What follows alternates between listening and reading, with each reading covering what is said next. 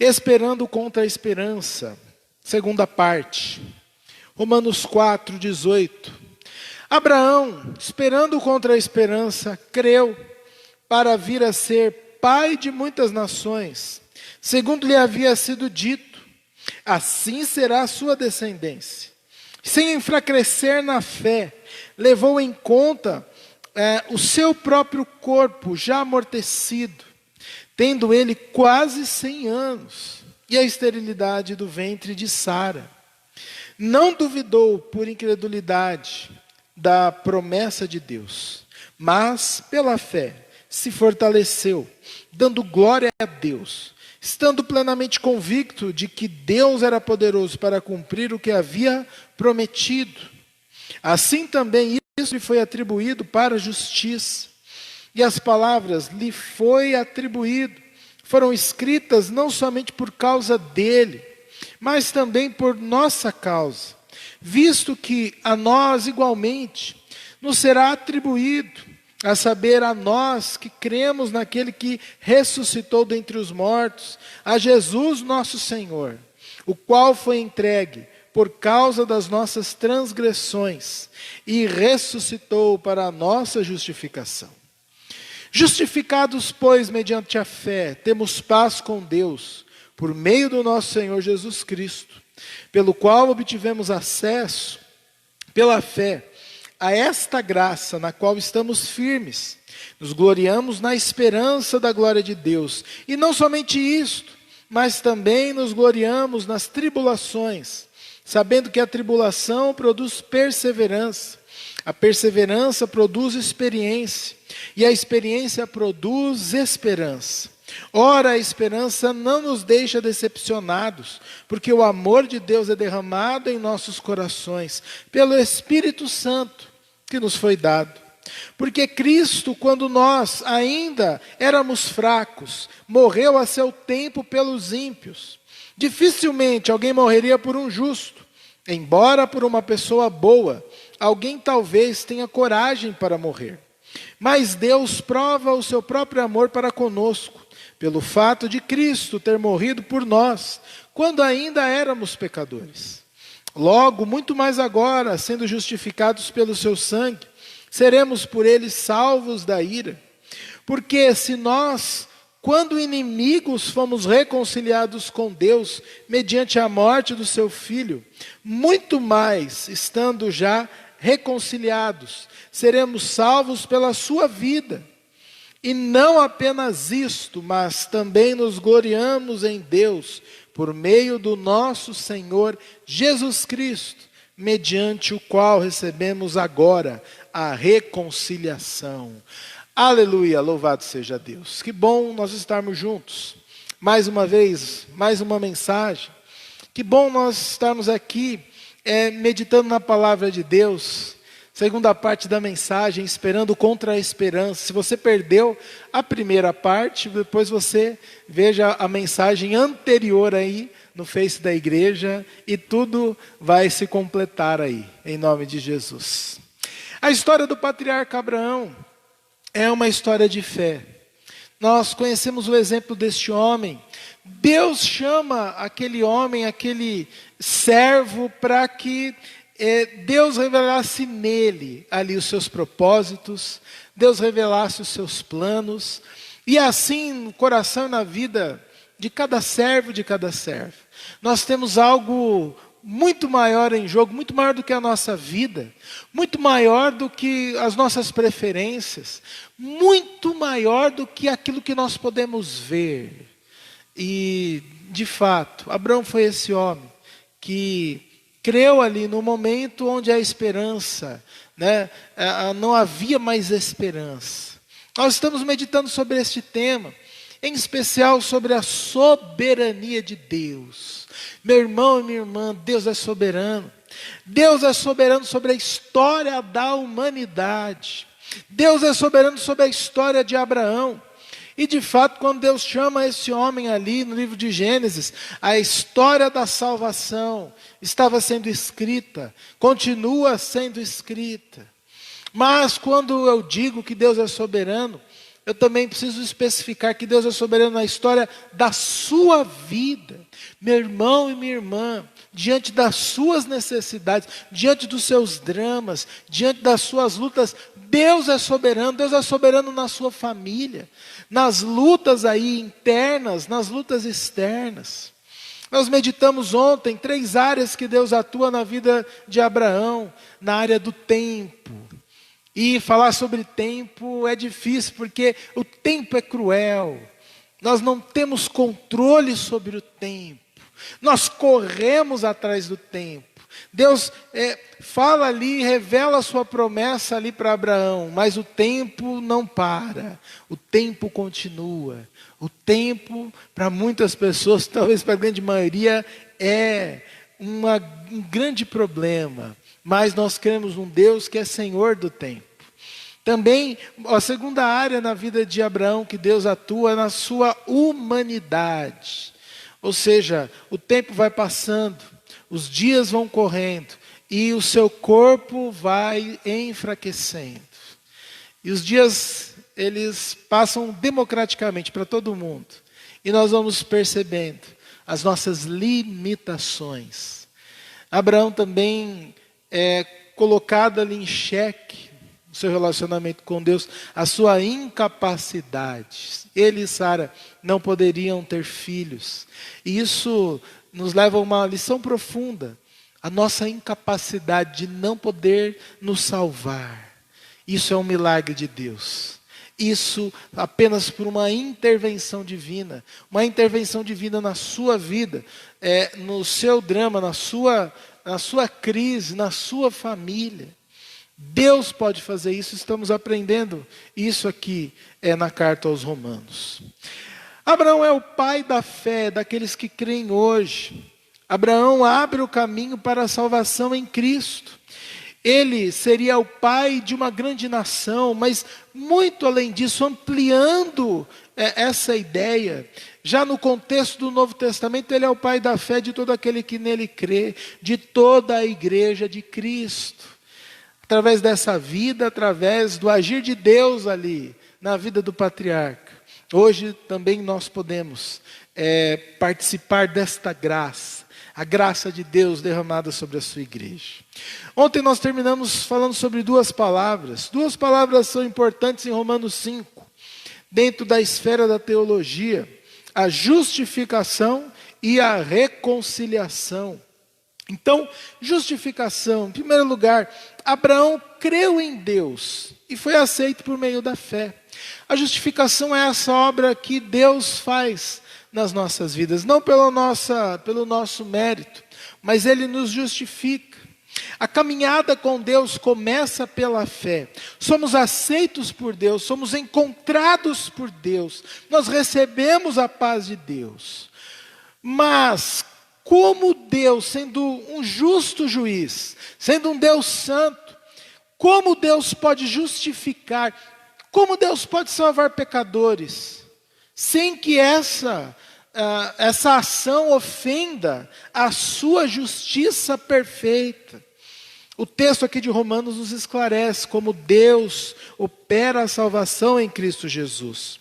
Versículos 24 e 25 de Romanos 4. Finalzinho de 24, diz assim: Jesus, nosso Senhor, o qual foi entregue por causa das nossas transgressões e ressuscitou para a nossa justificação. Como Deus, sendo justo, sendo perfeito, salva pecadores? Por meio de Jesus Cristo, por meio da morte e por meio da ressurreição, Ele efetua a nossa justificação. Deus Pai nos torna justos por meio do sacrifício de Cristo. O sacrifício de Cristo na cruz, Ele é substitutivo, ou seja, Ele morre no meu lugar, Ele morre no seu lugar. E então um Deus santo, um Deus todo-poderoso pode salvar pecadores, porque entregou o seu Filho para que Ele fizesse a justiça, para que Ele estivesse ali, no meu lugar e no seu lugar. Gostaria de deixar uma ilustração a respeito do reformador Martinho Lutero. Ele compartilha a sua experiência pessoal nos seus livros, a experiência de conversão. Como o reformador entendeu a justificação? Lutero era um homem de penitências. Ele diz ali, ele está escrito nos seus livros, os seus jejuns, a sua clausura. E ele disse, olha, eu não sei como eu não morri, tentando ser justo diante de Deus, através dos meus próprios esforços. Ele buscava, através das penitências e tantas outras práticas, buscava o favor de Deus. Havia no seu coração esse desejo de não ser condenado, de ser ali justo aos olhos do Senhor. A história nos diz que numa certa ocasião em Roma, Martinho Lutero estava subindo a escada, a santa escada ali em Roma, de joelhos, desejando a indulgência que o chefe da igreja prometia por esse ato. E ali ele subindo os degraus de joelhos, ele ouviu como uma voz de trovão as palavras de Deus: o justo viverá pela fé. É pela fé que nós conseguimos o favor de Deus. Nós não produzimos a nossa salvação. Nós não podemos, de certa forma, obter o favor de Deus. E é lógico, a vida de Martinho Lutero foi transformada quando a palavra de Deus foi revelada ali, no seu coração, na sua mente. Quando o pecador é encontrado pela graça de Deus, tudo muda. Há uma nova vida. Um antigo homem, uma antiga mulher morrem. Um novo nascimento acontece. É isso que é a justificação. Ele nos justifica baseado nos seus próprios méritos, no sacrifício de Cristo na cruz, e não diante daquilo que nós podemos oferecer a Deus. Em segundo lugar, o texto também nos fala sobre reconciliação, versículos 10 e 11. Porque se nós, quando inimigos, fomos reconciliados com Deus mediante a morte do seu Filho, muito mais, estando já reconciliados, seremos salvos pela sua vida. Não apenas isto, mas também nos gloriamos em Deus, por meio do nosso Senhor Jesus Cristo, mediante o qual recebemos agora a reconciliação. Louvado seja Deus. Jesus Cristo é o mediador entre Deus e os homens, de acordo com 1 Timóteo, capítulo 2, versículo 5. A palavra de Deus nos diz assim: porque há um só Deus e um só mediador entre Deus e a humanidade, Cristo Jesus, homem. A doutrina da reconciliação nos ensina, meu irmão e minha irmã, que duas partes estavam separadas. O pecado abriu esse abismo entre o Deus Todo-Poderoso, Santo, entre os homens que se tornaram pecadores. O pecado nos distanciou da presença gloriosa de Deus. O pecado nos tornou alienados de Deus. O pecado produziu inimizade entre a raça humana e o Senhor. A doutrina da reconciliação é essa doutrina maravilhosa, onde nós somos ali atraídos pelo Senhor, e de inimigos de Deus nós nos tornamos amigos de Deus. A iniciativa da reconciliação foi do próprio Pai, não foi nossa. Olha, nós precisamos aqui fazer algo para nos reconciliar com Deus. Quem somos nós? Nós não temos esse poder. A iniciativa foi do próprio Pai. O que aconteceu não foi simplesmente o Filho bondoso agindo para aplacar a ira do Pai severo. Não, não foi assim. O Pai tomou a iniciativa. A Santíssima Trindade, de forma soberana, age em favor do pecador. Eu me lembro das palavras de Agostinho. Ele diz assim: de um modo maravilhoso e divino, mesmo quando nós estávamos rebelados, o Senhor nos amou. Mesmo na nossa rebeldia, mesmo na nossa rebelião, Deus estava ali nos amando. E Ele proporcionou a justificação, reconciliação para pecadores em Cristo Jesus. Por meio do Senhor Jesus nós temos paz, paz com Deus. Por meio da justificação e da reconciliação de inimigos, Ele nos torna amigos dele mesmo. E Abraão, ali no Antigo Testamento, foi porta-voz dessa justificação. Abraão, ali no Antigo Testamento, foi porta-voz desta reconciliação. Ele ali há tantas gerações, séculos atrás, ele estava ali revelando este plano de salvação para todo aquele que nele crê. Meu irmão e minha irmã, hoje nós somos embaixadores, representantes do Deus desta mensagem.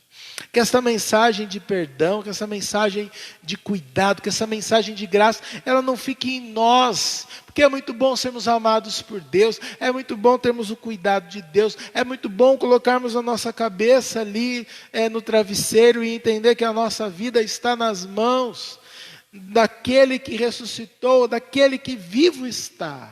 É muito bom, mas Deus nos chama para sermos representantes, levarmos esta mensagem para aqueles que ainda não desfrutam desta bênção. Igreja, este é o tempo que o Senhor planejou para perseverarmos na fé. Você já imaginou isso? Você já imaginou por que você nasceu nessa geração, neste tempo, hoje? Deus nos chama como igreja, como povo dele, hoje, para pregarmos o Evangelho, para vivermos, para estarmos ali na brecha. A palavra de Deus diz que as portas do inferno não prevalecem contra a igreja do Senhor Jesus. Este é o nosso tempo, planejado na eternidade, planejado por um Deus que tem todo o poder. Este é o tempo singular, um tempo de esperar, um tempo de caminhar pela fé, meu irmão e minha irmã. Um tempo de esperar, como Abraão aqui em Romanos 4,18, esperar contra a esperança, quando não há mais naquilo que nós podemos nos apegar, naquilo que nós podemos confiar, é tempo de nos render àquele que está no controle de todas as coisas. Louvado seja o Senhor.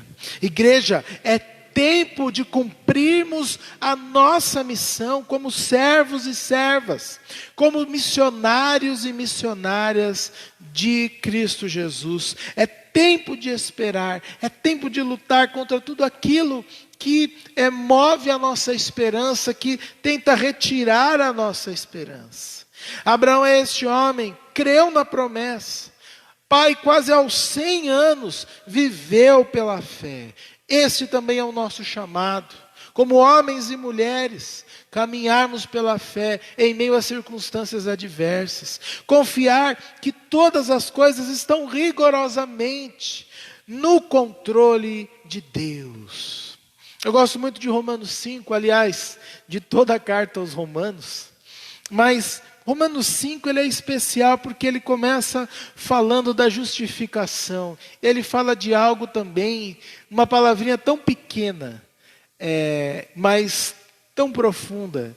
Ele fala que justificados, pois mediante a fé, temos paz com Deus, por meio do nosso Senhor Jesus Cristo. O capítulo 5 de Romanos fala sobre a paz que nós podemos ter em Deus, por meio de Cristo Jesus. Talvez você aí dentro do seu coração, você possa pensar assim: olha, pastor, gostaria muito de desfrutar desta paz. Gostaria muito de ter essa paz na minha vida, na minha mente, no meu coração. E isso é possível.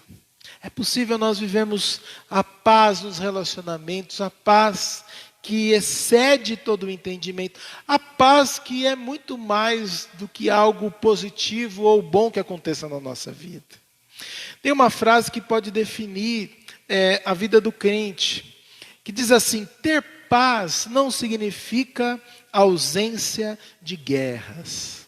Viver na paz não significa que tudo já foi resolvido, todas as batalhas estão ganhas. Não, é muito mais do que isso.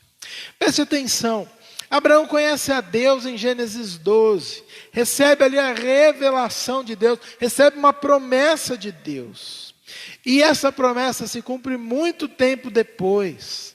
Não é imediatamente, não é no ano seguinte. O crente que recebe a Cristo, ele não é automaticamente arrebatado para o céu. Ele não é automaticamente transformado por Deus, mas ele começa ali uma longa jornada, uma longa caminhada no conhecimento de Deus, uma caminhada das boas obras, uma caminhada, um desafio diário de viver para a glória de Deus. Lembrando que a paz para o cristão é muito mais do que um conceito, é muito mais do que uma fórmula, uma frase de efeito, é muito mais do que uma situação favorável, é muito mais do que uma situação ali boa, algo que momentaneamente possa auxiliar ali no nosso bem-estar. A paz do crente é uma posição. Nós temos a paz em Cristo Jesus. E eu vou mais longe ainda. Ele é a nossa paz. A paz é uma pessoa. Cristo é a nossa paz. A paz que nós temos com Deus, porque a ira de Deus foi aplacada pelo Filho. É essa paz em Jesus Cristo, nosso Senhor, que nos faz sobreviver, vencer as adversidades. Em Romanos 5, o que Paulo ali está tratando é a respeito disso. Romanos 5 nos revela como se fosse uma escada, e os degraus ali, para a nossa perseverança, para a nossa esperança, né?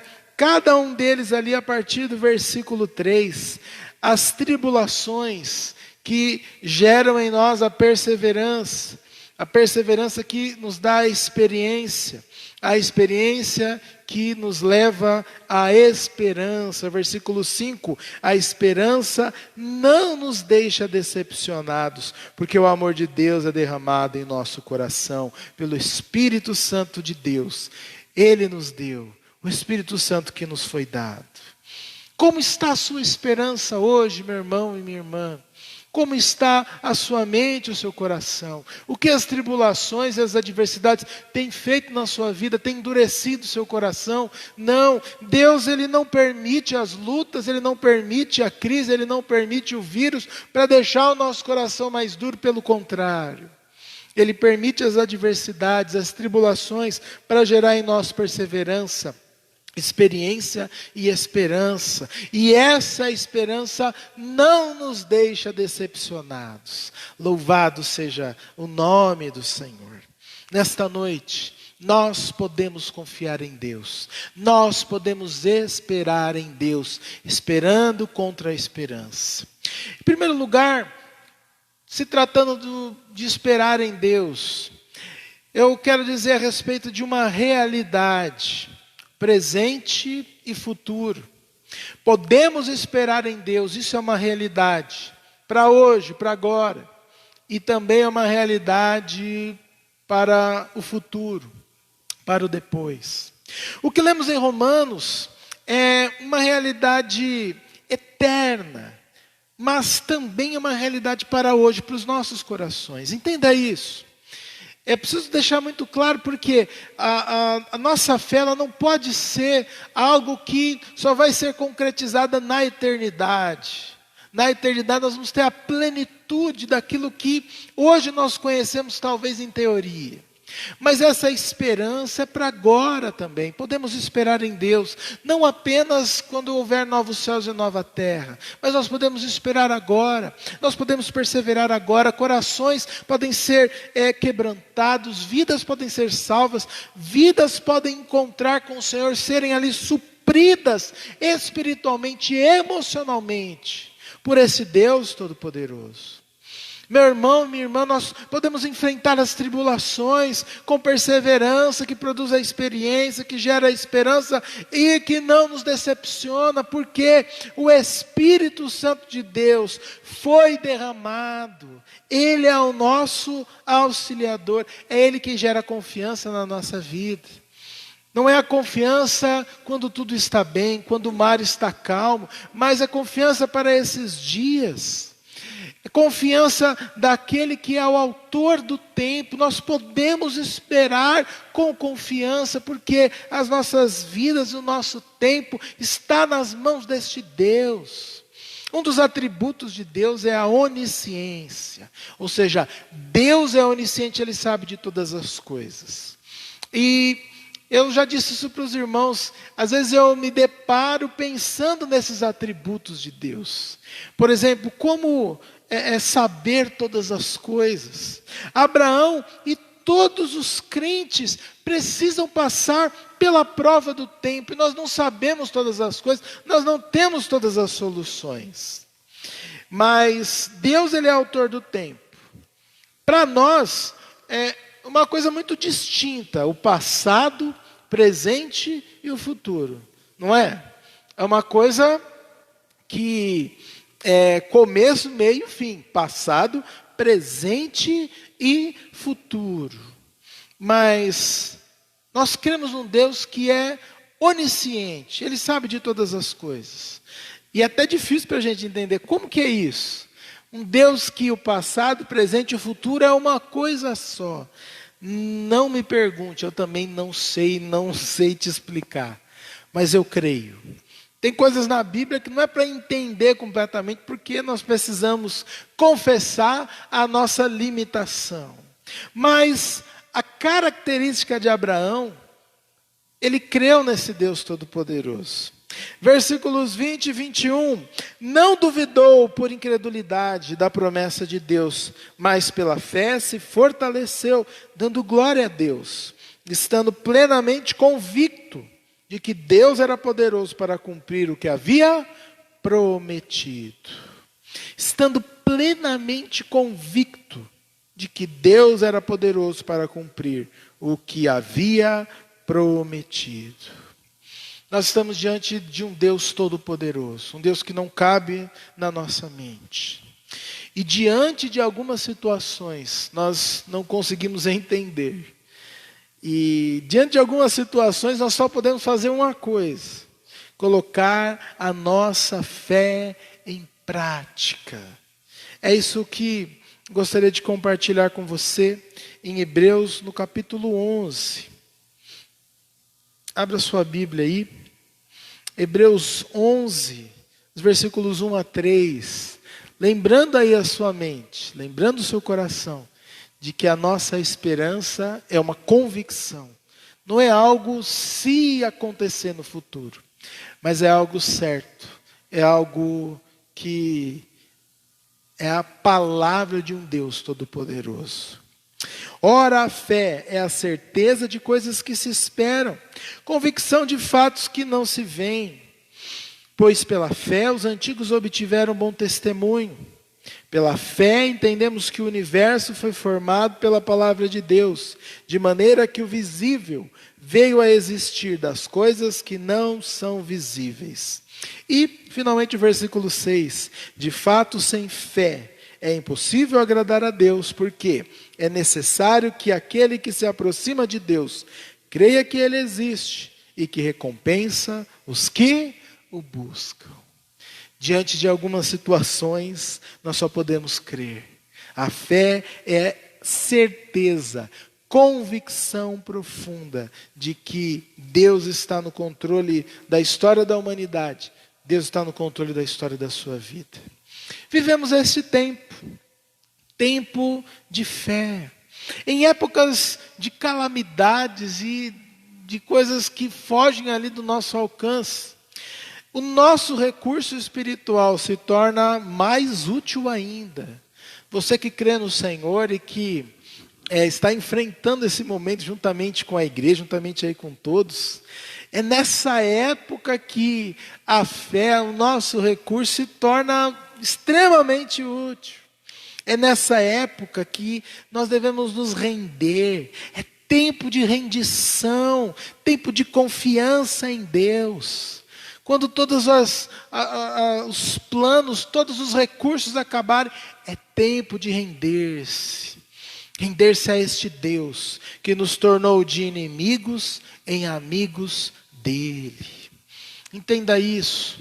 Nós só podemos conhecer a Deus porque Ele se revelou a nós. Ele tem se revelado. Mesmo nesses dias de lutas e dificuldades, dias de luto, Deus tem revelado a sua misericórdia e a sua graça em meio a esta tragédia mundial. Notícias ruins chegam todos os dias na nossa televisão ou nos nossos celulares, nosso computador.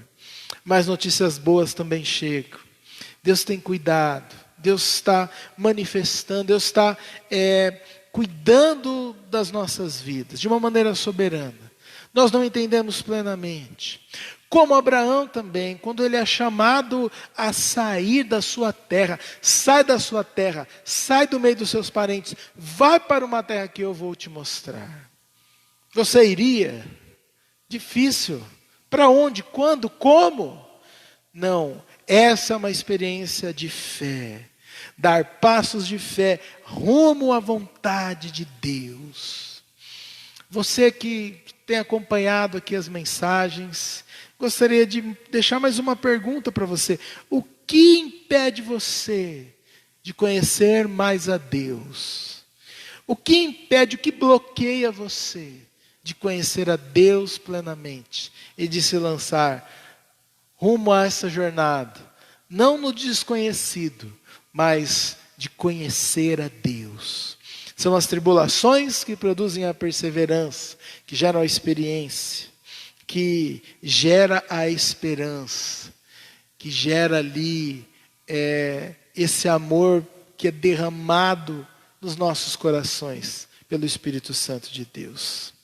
Não hesite, confie o seu presente e o seu futuro a Deus. Ele está no controle de todas as coisas. Em segundo lugar, podemos esperar em Deus. Isso é uma garantia de segurança. Versículos 1 e versículo 10. Eu vou ler mais uma vez, diz assim: justificados, pois, mediante a fé, temos paz com Deus, por meio do nosso Senhor Jesus Cristo. Versículo 10. Porque se nós, quando inimigos, fomos reconciliados com Deus mediante a morte do seu Filho, muito mais, estando já reconciliados, seremos salvos pela sua vida. Aleluia. De fato, quando esta certeza invade, inunda o coração do pecador, inunda o coração daquele que necessita de Deus, tudo muda. Podemos com segurança eterna conhecermos mais a Deus. Esperar em Deus também significa a garantia de segurança, justificação, reconciliação. Ele nos amou, Ele se entregou por nós, Ele reconciliou o muro da inimizade, foi destruído por Jesus Cristo. Voltando a Abraão, lá em Gênesis 12, ele é chamado a caminhar pela fé. Ele é chamado a conhecer mais a Deus. A história de Abraão é uma história que nos ensina muitas coisas, mas um dos significados principais é um texto, é uma história que gera esse convite para nós conhecermos mais a Deus. Abraão é esse homem que é chamado por Deus para conhecê-lo melhor. Em Gênesis capítulo 13, eu gosto muito desse texto, que fala mais especificamente o que era para Abraão fazer ali no seu chamado.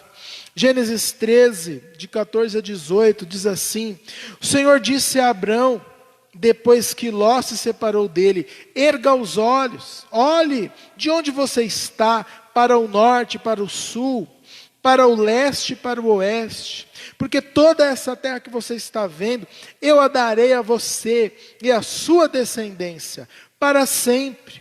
Farei a sua descendência como o pó da terra, de maneira que, se alguém puder contar o pó da terra, então será possível também contar os seus descendentes. Levante-se, percorra essa terra no seu comprimento, na sua largura, porque eu darei a você. Versículo 18. E Abrão, mudando as suas tendas, foi morar nos carvalhais de Manre, que estão junto a Hebrom, e ali edificou um altar ao Senhor. Louvado seja Deus. Abraão é chamado por Deus para percorrer toda a terra prometida, de norte a sul, de leste a oeste. E em cada lugar, Gênesis 13:18 nos revela isso. Abraão montava o seu acampamento, e ali tinha uma característica: a sua tenda e o altar. A tenda era móvel, tenda de pano, o altar não, o altar era sólido, altar de pedra. Abraão nos ensina esta lição na caminhada da fé. A tenda é de pano, mas o altar é sólido, o altar é de pedra. A nossa tenda, os nossos bens, eles são passageiros, eles mudam, mas a adoração fica. A adoração representada pelo altar, onde o cordeiro ali, um animal, era oferecido em holocausto, aquilo permanecia. Podemos desfrutar desta garantia de segurança, porque nós estamos de passagem aqui. O que vai ficar daquilo que nós tanto trabalhamos, tanto labutamos, tanto investimos? Eu gostaria de deixar as palavras do Senhor Jesus, em João 6,37. Todo aquele que o Pai me dá, esse virá a mim, e o que vem a mim, de modo algum lançarei fora. Em meio a tantas inseguranças, Jesus é a nossa segurança eterna. Louvado seja o Senhor. Diante de tantos talvez será, nós podemos ter uma segurança nesse mundo de incertezas. Temos segurança para a nossa chegada ao céu, e isso é o futuro. Temos segurança para percorrer o caminho, e isto é agora, isto é para o nosso presente. Louvado seja Deus. Que essa segurança esteja no seu coração, minha irmã, meu irmão. Que esta certeza, que essa experiência seja algo não de outra pessoa, mas seja sua, na caminhada do conhecimento de Deus, do conhecer e do aprender a respeito de Deus. Em terceiro lugar, nós podemos esperar em Deus, e isso é convicção. Deus está no controle da história. Convicção, como é que está a sua convicção? Como é que está a sua certeza? É isso que o Evangelho produz no nosso coração, no coração do homem e da mulher, profundas convicções de quem Deus é, de quem nós somos. A Bíblia revela isso, esse relacionamento. Deus e os seres humanos, Deus e os seus servos e servas. Na Bíblia nós aprendemos quem Deus é. Na Bíblia também nós entendemos quem nós somos. Deus revelou o seu amor por nós de maneira plena em Cristo Jesus. Entenda isso, e esse talvez seja o momento mais importante desse estudo, desta mensagem.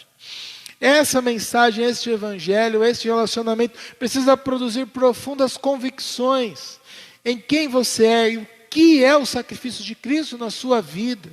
Eu creio que o melhor momento na história da vida de uma pessoa é quando ela se encontra com Cristo e quando ela entende biblicamente que ela nasceu de novo, uma nova criatura, que agora ela é cidadã dos céus, é raça eleita, povo escolhido, é uma pessoa que foi separada para passar toda a eternidade com o Senhor, de agora e para todo sempre. Isso é convicção, meu irmão e minha irmã. Eu creio que o nosso país hoje, ele não precisa de mais profecias, ele não precisa de mais denominações, ele não precisa de tantas coisas que nós vemos explodindo todos os dias, mas ele precisa dentro da igreja de homens e mulheres com convicções profundas no evangelho genuíno, no verdadeiro evangelho, na verdadeira esperança, entendendo que esta palavra produz convicções na nossa vida, na minha vida e na sua vida. Por isso é tempo de nós orarmos, é tempo, Deus está mexendo, Deus está aí abalando os valores, abalando a sociedade, e que depois desse tempo, uma profunda convicção em Deus surja no coração dos crentes, no coração daqueles que ainda não se entregaram, conversões genuínas aconteçam. Desde o Antigo Testamento, Deus tem escrito uma história. E nós aprendemos ontem e hoje a história da salvação. Um capítulo dessa história foi com Abraão. Deus está escrevendo essa história hoje. Deus amou o mundo de tal maneira e de tal forma, de maneira pessoal, Ele ama você, Ele quer ser o seu Senhor.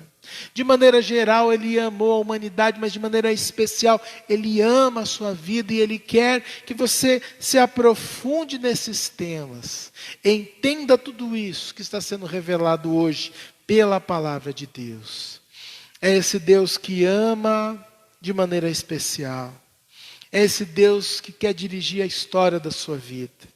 Homens e mulheres que no decorrer da história têm revelado uma profunda convicção na graça de Deus. É isso que eu gostaria de terminar, o final dessa mensagem, sabendo que nós podemos esperar contra a esperança. Podemos ser servos e servas do Deus Altíssimo. Podemos nadar contra a correnteza, lutar contra as más notícias, sejam elas verdadeiras, sejam fake. Nós podemos sobreviver nesses dias de lutas. Texto de Hebreus, capítulo 11, versículos 32 a 38. No decorrer da história, vidas têm revelado uma profunda convicção na graça de Deus. Gostaria de terminar com esse texto e orar com você. Hebreus 11, 32. E que mais direi? Certamente me faltará o tempo necessário para falar de Gideão, de Baraque, de Sansão, de Jefté, de Davi, de Samuel e dos profetas, os quais, por meio da fé, conquistaram reinos, praticaram a justiça, obtiveram promessas, fecharam a boca de leões, extinguiram a violência do fogo, escaparam de ser mortos à espada, da fraqueza tiraram força, fizeram-se poderosos na guerra, puseram em fuga exércitos estrangeiros, mulheres receberam pela ressurreição os seus mortos. Alguns foram torturados, não aceitando seu resgate, para obterem superior ressurreição. Outros, por sua vez, passaram pela prova de zombarias e açoites. Sim, até de algemas e de prisões. Foram apedrejados, cerrados ao meio, mortos ao fio da espada. Andaram como peregrinos, vestidos de peles de ovelhas e de cabras. Passaram por necessidades, foram afligidos e maltratados. O mundo não era digno deles. Andaram errantes pelos desertos, pelos montes, pelas covas, pelos antros da terra. Todos estes, mesmo tendo obtido bom testemunho por meio da fé, não obtiveram a concretização da promessa, porque Deus tinha previsto algo melhor para nós, para que eles sem nós não fossem aperfeiçoados. Louvado seja o Senhor. Podemos esperar contra a esperança. Que Deus abençoe a sua vida.